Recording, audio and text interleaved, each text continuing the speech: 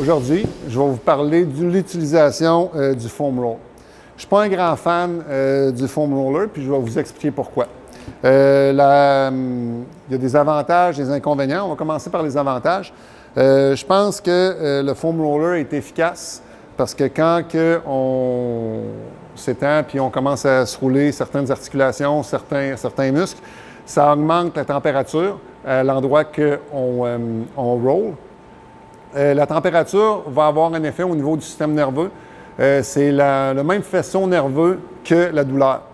Fait que quand on augmente la chaleur, on a tendance à inhiber un peu la douleur. Fait que le foam roll, ce qui va aider à faire, pourquoi qu'on peut retrouver une plus grande amplitude de mouvement après l'avoir utilisé, c'est juste qu'on a tendance à inhiber les récepteurs de douleur. Le deuxième avantage, c'est bien entendu de socialiser. Parce que quand on est une dizaine qui se foam roll, bien là, avant un workout, on parle. Mais encore là, je pense que si on a à l'utiliser, je pense que c'est plus efficace après un workout.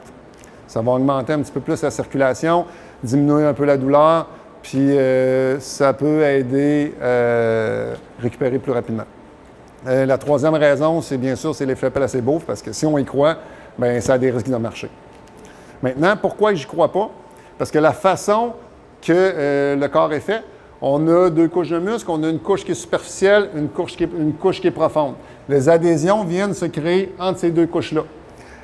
Puis idéalement, si on veut venir enlever les adhésions ici, il faut bouger la couche supérieure sur la couche inférieure. Ça veut dire qu'il faut qu'il y ait un mouvement de un versus l'autre. Si on prend un foam roll, ça veut dire qu'on crée une pression comme ça ici.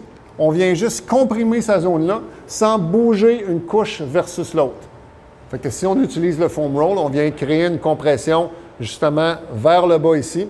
Ça ne crée pas une tension qui va séparer la couche profonde de la couche supérieure. Okay? Fait que si je prends un X, je me le trace ici comme ça, je crée une pression sur ce X-là, puis je viens le rouler comme ça.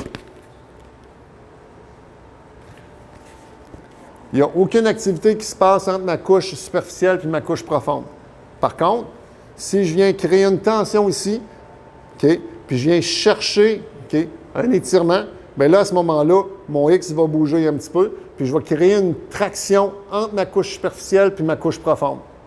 Que dans la prochaine capsule, on va vous montrer une alternative au foam roll.